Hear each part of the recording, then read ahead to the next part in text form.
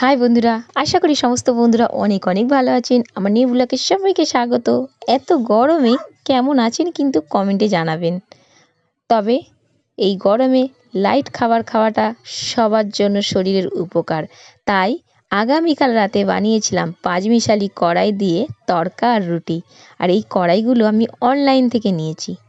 সব রকম এর মধ্যে কড়াই রয়েছে, মুগ কড়াই, রাজমা, মুসুর ডাল, অনেক কিছু আমি নামও বলতে পারছি না, এত পরিমাণে এর মধ্যে কড়াই আছে। কাবলি ছোলা, অনেক কিছু রয়েছে। প্রেসারে সিদ্ধ বসিয়ে দিলাম নুন দিয়ে। মশলা দিচ্ছি আদা, রসুন, পেঁয়াজ, টমেটো। আদা রসুনটা থেতো করে নেবো হামালদিস্তাতে। থেতো করা মশলার আলাদা টেস্ট।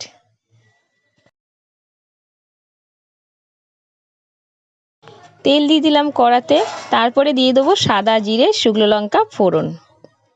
কোনো বন্ধুরা আমার চ্যানেলে নতুন আসলে চ্যানেলটিকে সাবস্ক্রাইব করবেন, পাশে থাকা বেল আইকনটি প্রেস করবেন, তাহলে নতুন নতুন ভিডিওগুলো আপনাদের কাছে আগে পৌঁছাবে।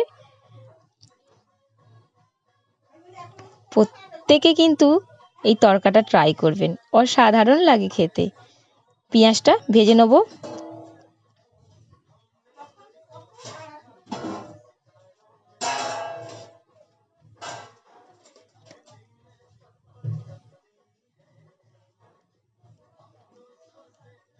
দিয়ে দিলাম আদা রসুন থেতো করা।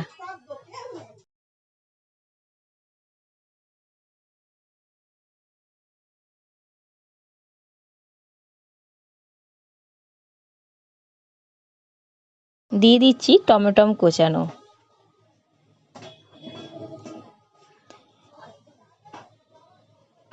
এই তরকাটা বরমশাই বানিয়েছিল, ওই জন্য আরও খেতে বেশি সুন্দর হয়েছিল। এই গরমে কেউ যদি সাহায্য করে রান্নায়, সেটা খেতে সত্যি ভালো হয়। আগুনের সামনে যেতে হচ্ছে না, তো খেতে ভালো হবেই। দিয়ে দিলাম পরিমাণ মতন লঙ্কা গুঁড়ো, হলুদ গুঁড়ো, নুন। এই গরমে কেউ যদি রান্না করে দেয়, সেটার থেকে বড় কি আর বলবো, আনন্দ কিছু নেই। সিদ্ধ করা কড়াইগুলো দিয়ে দিলাম। আর এই কড়াইগুলো অনলাইনে ছাড়াও দোকানেও পাওয়া যায়। আপনারা দোকানে খুঁজলে এই কড়াইগুলো পাবেন। এই কড়াইগুলো খেতে অসাধারণ লাগে। দিয়ে দিলাম অল্প করে জল।